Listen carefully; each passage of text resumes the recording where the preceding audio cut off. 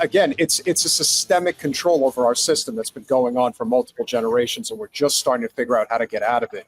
But it's going to take a lot of work. We are heading in the right direction, but it is going to take. I agree. Yeah. Telling people Israel is our greatest ally. Just stop this game, okay? Please. Please, it's embarrassing. Why do Americans have such a big issue right now with the Israeli lobby? Well, isn't it obvious? Because the Israeli lobby has more influence over our political issues and policies and politicians than the American people do. You can't have the Adelsons, you can't have the AIPAC lobby able to spend hundreds of millions of dollars that results in Israel first policies, and then people sit here and they say, I'm sick of the Israeli lobby. Let's just remind people. Not that guy. God. He is grotesque on so many levels. He infuriates me. We actually have a friend that is contemplating running against him in the Republican primary up there. It's not Aaron Baker? No. We just interviewed Aaron Baker, actually. Oh, really? Yeah. Okay, cool. Well, maybe if there's someone decent in, because our friend Clint was thinking about getting into it up there, and he'd be. Oh, Clint. What's his name? Yeah. We interviewed Aaron Baker, and God bless him. He's actually come out pretty strong. He has even. I know it's out of his comfort zone. God bless him. He's like classic Southern conservative. But no, he has come out strong, even calling for, there's that poor kid, his name is escaping right now, who is from Florida, who is being held in as Israeli dungeon right now. And Baker made a couple posts about him and demanded that his representative ask, hey, what are you doing to help this kid and his family? So and what did he say? Impressed. And what did Randy Fine? How did he respond? Well, no, it's not Randy Fine's district. It's not their district. It's not his district. Okay. Yeah. Listen, Florida's got a triumvirate. You got Randy Fine, you got Debbie Wasserman Schultz, and you have Brian Mast, the IDF jacket guy. So, three's a crowd, but more like the Three Stooges of the Israel lobby. Israeli lobby. And they're saying, well, gee, why? What's so bad about that? Because the Israeli lobby has more say in D.C. than Americans. The average American can't afford to donate $5,000, $5 million, let alone 500 to a campaign. They don't get any influence. They don't get the access. They don't get the influence. So they get left out. And it doesn't matter who the politician is. Trump has proved it.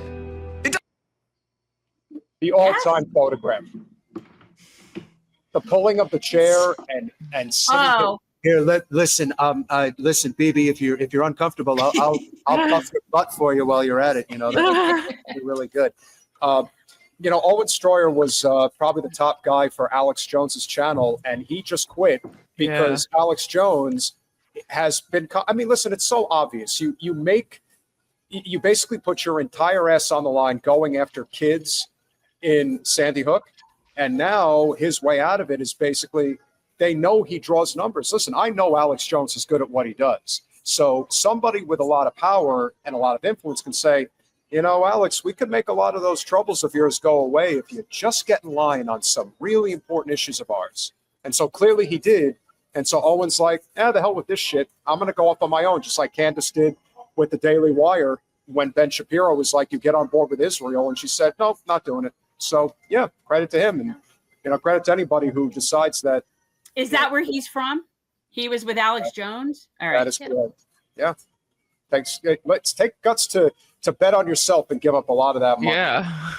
We'll finish it up. It doesn't matter. But it's true. Yeah. Owen is he's really nice. I've known him for about a year now. We've been mutuals. We go back and forth, and he went from kind of just tipping his. Again, this is the third rail. If you're a Republican, if you're a conservative, it is the third rail. Like, you cannot talk about it. If you do, you will lose your audience. Except some of us just said, screw it. I don't want an audience that is okay with carpet bombing children. Like, F it. I don't want to be around you people. And God bless them. There is this very tiny but growing contingent on the right that's like, actually, we agree. It's not that tiny. It's not that tiny. It's not that tiny. It's not. Yeah. Curtis Mills just wrote a piece, or Kurt Mills. Apparently, it's like 50% of under 50 conservatives. So it's like it's like divided under 50 evenly, which is pretty good. And I think if you look at under 30 on Israel. Yeah, on Israel. Yeah.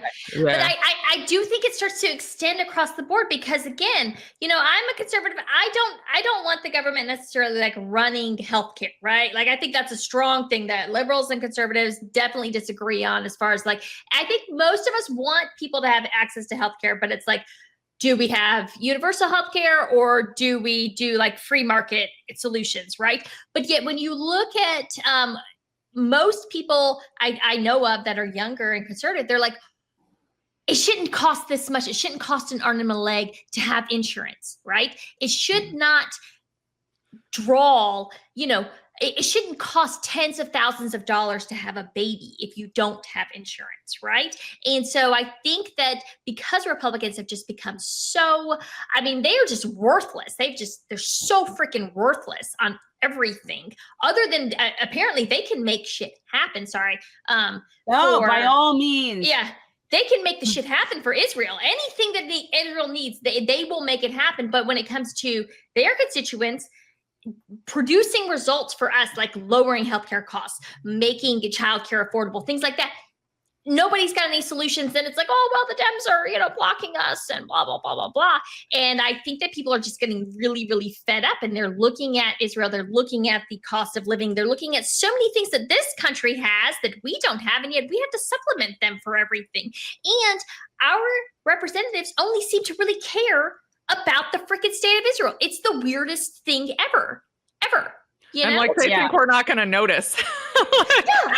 They don't care. Yeah, they don't care. And that's the most important. They hope we don't notice, but even if we do, they really don't give a shit. No. You know? No, what are we going to do about it? What are we going to do about it? We're going to just go vote. We're going to go vote. And for the two Israel first candidates. Right. We're going to go vote for genocide and genocides or whatever. Yeah. I don't know. Right. But like, what? It's ridiculous. Yeah. You know, and I saw Colinello, who's one of our regular people, said, am I telling you not to vote Democrat? Yes, that's what I'm saying. Yeah. Yes. Yeah. We had Lexi Alexander. She's like a Palestinian German filmmaker. Mm-hmm. On she had a very interesting idea, which was basically to organize a campaign, like persuading people you cannot vote for a candidate who is pro-Israel. Like, it doesn't matter if it means you don't vote, if it means you write somebody in, if it means you vote Republican, you have to. They have to know. This is very frustrating. Peter, would you please tell Colinello the error of this thinking? I will. I'm coming for you though, Mel, because single-payer healthcare is the only solution, and I'll explain. It really is. At least the Dem has a chance to win and make some incremental changes. Progress. How's that working for us, bro? I honestly do this. Okay? That's what you just did. Third party, but not spoilers. And so, if I can have a minute. I participate in capitalism. I'm in commercial real estate. So I'm not some hippity dippity telling you, well, everybody is equal and all this and that. No. Are you referencing me? No.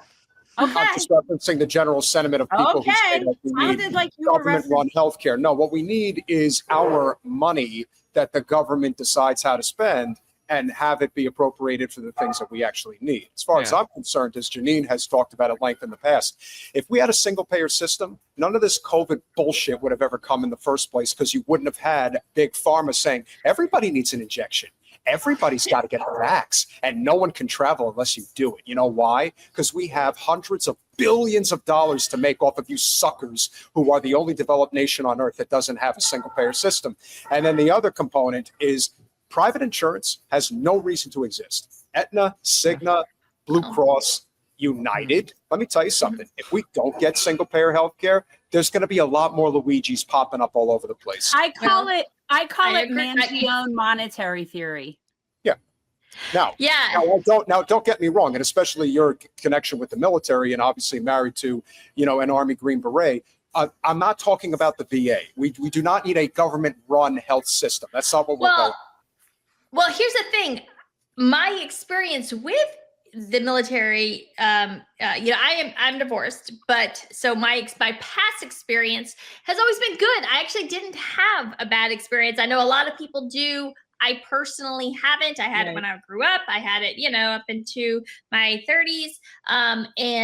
So it's not that it's bad per se, right? But there's lots of wait times. And the problem with military healthcare that a lot of people think, well, the military has, it's because we get to rely on the civilian as well. Like if the VA can't cover you, if the military system can't cover you, then you just get referred out. And so you still there's no waits, no nothing like that. It still just goes. So everything is really hunky dory for us per se. I agree with you on the Jenin and Younes. I actually posed that to JD Vance this week when he's talking about going after the cartels. I said, well, when are you going to start drone striking the bank executives? What about the Sacklers? Why aren't the Sacklers in prison? You know what I mean? Why are we not drone striking them? Because I actually would support that personally. Well, unfortunately, Mel, JD's going through a little bit of a humiliation ritual with the Israel lobby right now. So he's got to do his business first. And speaking of which, and we're going to get to that super chat in a second. I want everyone to understand that what's happening with the flotillas, it's not going to end well. I think there's going to ultimately end up being a standoff on Gaza soil. That's what I think is going to happen. Yeah, so, it's going to get bad. It's going to, and it needs to. Yeah.